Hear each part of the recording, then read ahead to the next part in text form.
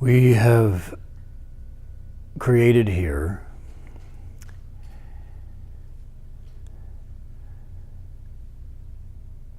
a place of training that we call the Monastic Academy for the preservation of life on Earth. This is created by a community of people who are dedicated to the experience and development of awakening and responsibility. Now, these might seem like a lot of big words, and in fact, they are big words. There's a great deal of meaning in each of those words, and it's important for us as we train to come to understand the meaning of each of those words, because they're big, and the meaning is big. But if we want to put all of that into a simple sentence, then we can describe this place, the purpose of this place, as where people come to do what people aren't willing to do. People come here to do what people aren't willing to do.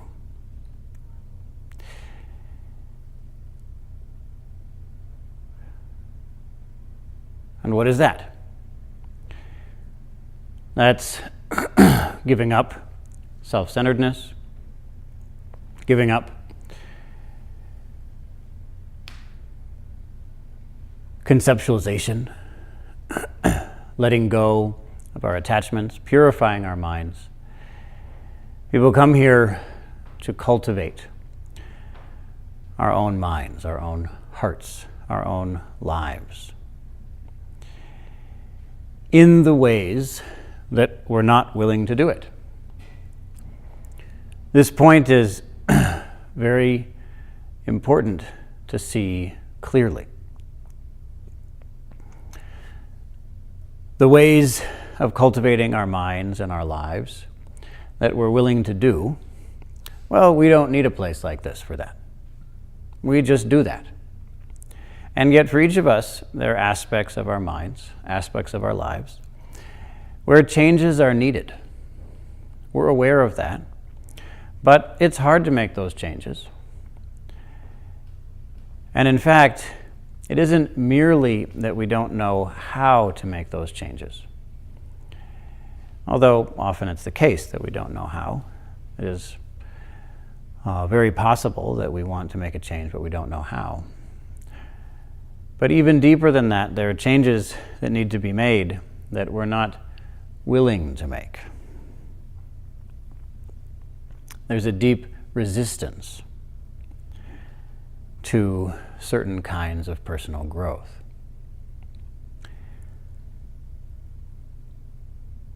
Mature people face this. It's important to face this. As I like to say, one part of being trustworthy is acknowledging that there are parts of us that aren't trustworthy.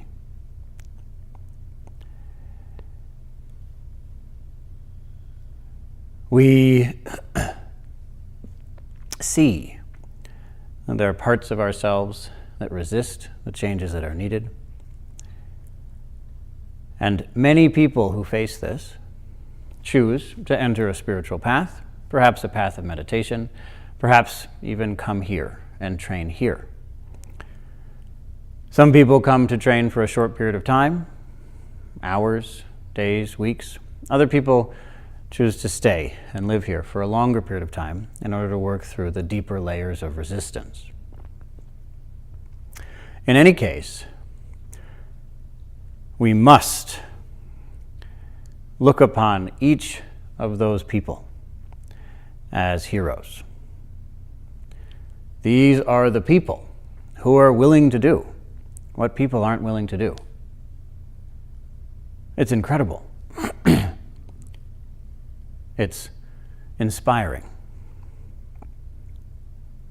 These are the people who we can come to count on. Now, of course, it isn't necessary to enter a spiritual path. It isn't necessary to enter a meditative path. It isn't necessary to come to a place like this, certainly not this particular place. But at this particular place, we offer a special kind of training that allows certain people to rest, to heal, to prioritize personal issues, to work through the things that have accumulated over a lifetime, and then having built up a positive, powerful personality, use that to transcend personality, to transcend ego, to transcend self. When that priority shifts, when we've done the work that's needed so that we can transcend, then we can enter a different group here. There's another training program offered here. And that program gives the full emphasis to transcendence, to mystical experiences of incomprehensible, inconceivable joy, peace, and wisdom. This level of cultivation of mind is also offered here.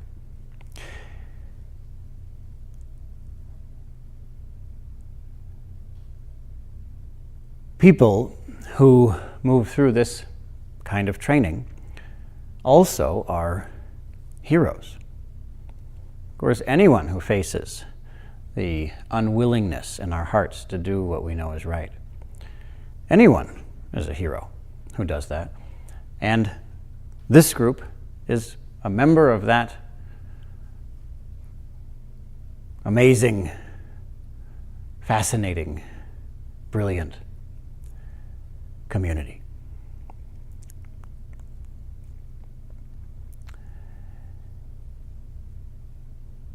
And for that group, for this community,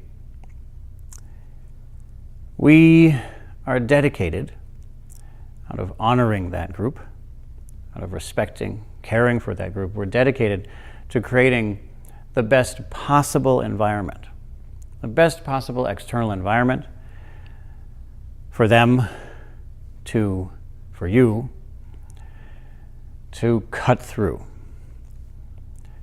the aspects of our minds that aren't true and aren't useful. To discard that. To become strong enough to become willing to let go of those aspects of mind. And in that way change our lives. We've committed to providing that group who's making such astonishing internal transformation with a beautiful external environment in which to walk that path.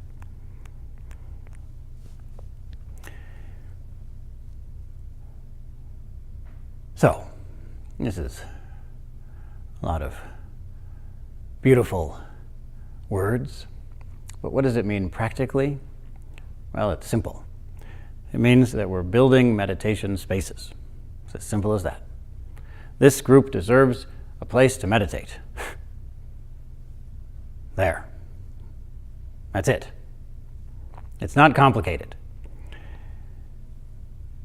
If we here had built a dance academy, we wanted it to be a world-class dance academy, where the people who are most fully dedicated to dance, to discovering, embodying, performing the art of dance, if we had made this place into a dance academy,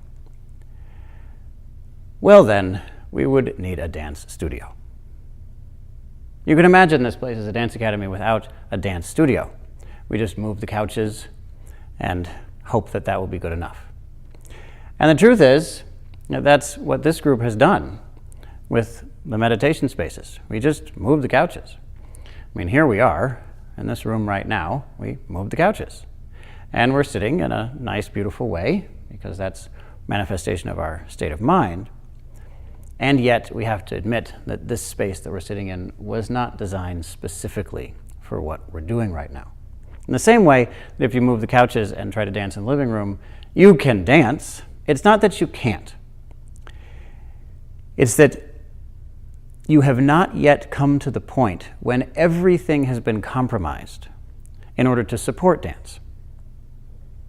And yet that's exactly what we're trying to do here. Everything is compromised in order to support this training, because it's already hard enough to cut through our own internal negative patterns. If this were a tennis academy, I've taught at tennis academies. If this were a tennis academy, make a nice tennis academy. We have a nice kitchen to cook everybody food in so that they can have strength to play tennis. Give them nice beds. We have very nice bedrooms here. It's wonderful. You can sleep. All the tennis players go to sleep very comfortably. It's wonderful. A nice living space where you can lounge about in your free time between playing tennis matches and practicing your strokes. It's just wonderful. And there's no tennis court. Tennis academy without a tennis court is not going to be a very good tennis academy. Yes, you can put up a string across the parking lot and try to hit tennis balls over it and more or less mark the lines with rocks or sticks or something. And you can do that. You can do that. It's not that you can't do that.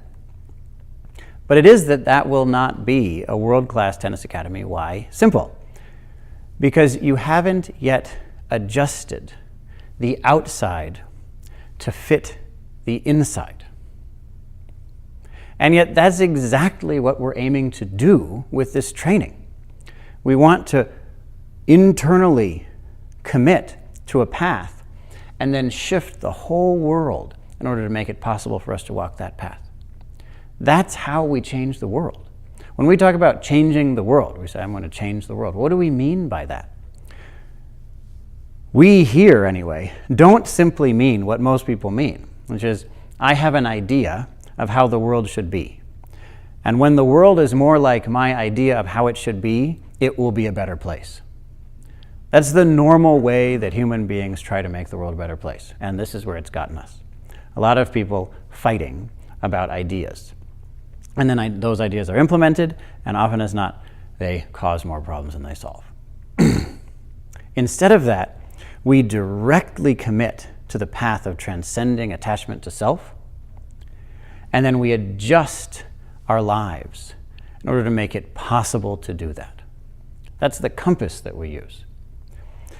In order to do that, in order to allow ourselves to move through the day, fully supported in this training, we create meditation spaces. And that's what we're working to do now. We're working to create a complex of spaces in order to provide the best possible environment for this training. That's why monasteries are set up in the way monasteries are set up. For hundreds of years, thousands of years, we've noticed that when you set up the external environment in a certain way, the internal environment adjusts accordingly. In the same way as when you shift the internal environment in a certain way, the external environment shifts accordingly. These depend on each other. And so it's essential for us to commit to creating a space in which we can flourish in our training.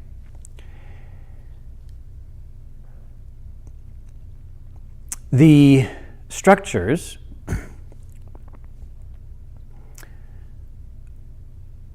provide the optimal environment for the two styles of training that I mentioned. There will be a large building, a round, beautiful cathedral of a meditation space, more than 40 feet in diameter, with a beautiful, tall ceiling filled with light, the wood shining golden in the morning and evening light as we sit each day. The structure is round, like nature, like the path of the sun, like the shape of the earth, like the original form of the trees that will be used to build it, not made square and linear the way the human mind tends to conceive of things, but open, so that we can sit in a circle facing each other, respecting each other, honoring each other as the heroes that we are. And in this large structure, guests will come, and the people in the Rest and Heal program will sit and cultivate a peaceful, beautiful mind. In a slightly smaller structure, also round, also made of wood, a beautiful tall ceiling, many windows. Slightly smaller structure, the group of people totally dedicated to awakening will sit. This is a different building because it's a different style of training. And if there's anything we've learned here, it's that different people need different things. Not everyone is the same. Not everyone can be smashed into the same mold. And we shouldn't be. We should be given what we aspire to achieve, given the support in order to achieve that. And so, in that smaller building, a very rigorous, a very strict style of training is provided, because that's what certain people ask for. It's certainly what I wanted. That's why I went to Asia. We're attempting to bring some of that same rigor, some of that same understanding that we can't compromise this training and still have it. If we compromise it, we lose it. So without compromising it, we uphold it. And in this structure, we uphold the rigorous, the stern, the exhaustive aspect of the transcendent side of the training. And in an even smaller structure, a little tiny round space, we'll have the interview room, a place which is, for most people who come and stay, the ultimate purpose of being here. Those interviews in which we're seen totally, in which we're loved unconditionally, in which we're cooked all the way. This space needs to be dedicated to just that interaction, the very special interaction in which we're asked again and again to realize what we haven't realized and to manifest it, to demonstrate it. We're asked again and again to show it, to prove it, to embody it. We're given chance after chance. Here, we have interviews more than anywhere that I know of in the world. I don't know of any other place in which they're given as often as here, which is possible to get them, as we have it here, at least once a day, often twice.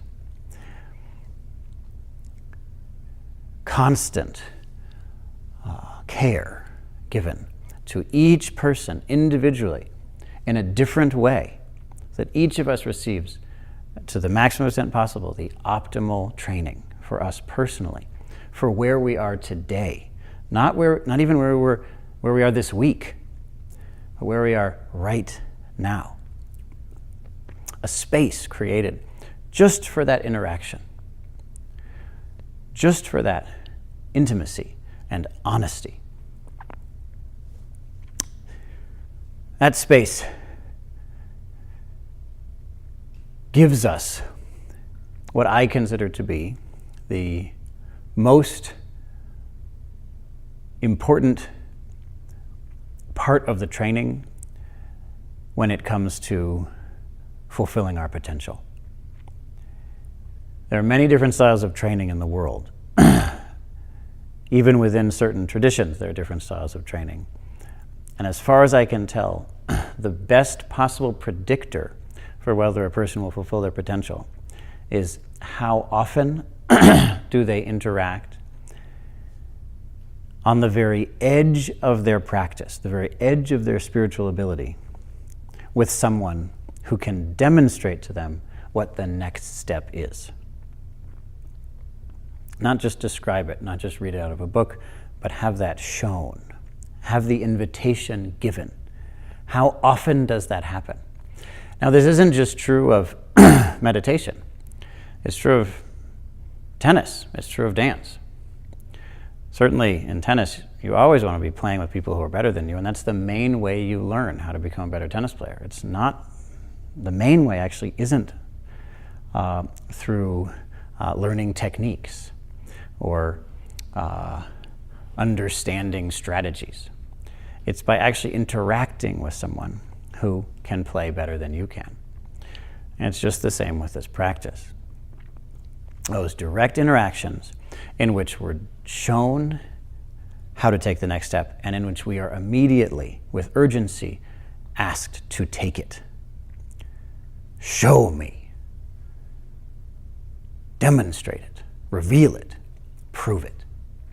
Embody it. Live it.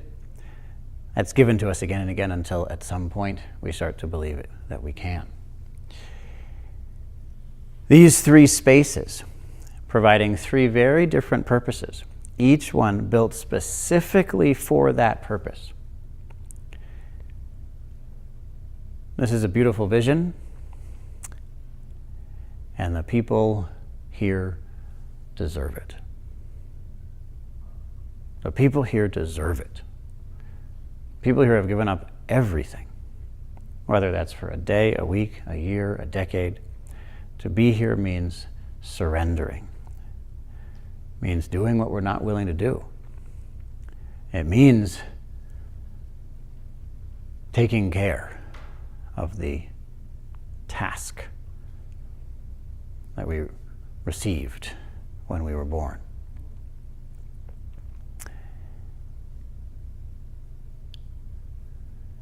It means being vulnerable. It means being humbled. It means doing what's difficult, even if it's difficult. It means doing what's easy, even when it's easy. It means being shown by the community how we need to grow. It means being held accountable to growth.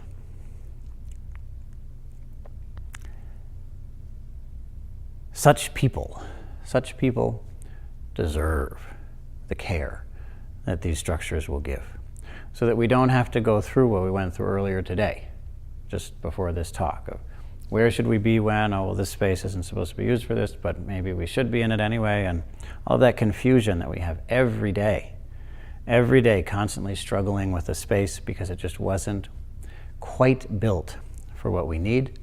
When we moved in here, we knew it's perfect, except it doesn't have a meditation space. We've been working on that ever since we first visited this property, and now we're halfway there. We're building the first of these structures this summer. It's essential that we all remain totally committed to providing ourselves, to providing this group, this community, with a meditation complex that will support the awesome aims and commitments that we've made. So thank you each for having dedicated yourself in this way. And let us continue to strive to create a world-class Monastic Academy that totally supports the personal growth and that transcendence of the personal that this training aims to achieve.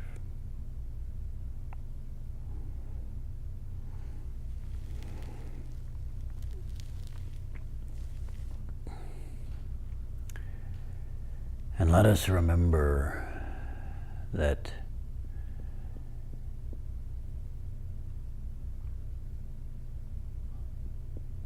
even that isn't enough.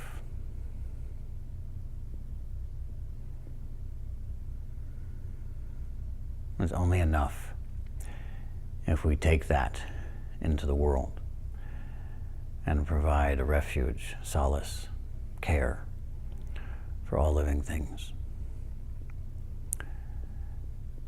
For the sake of this pure compassion that unifies personal growth and transpersonal growth, we commit to creating this community.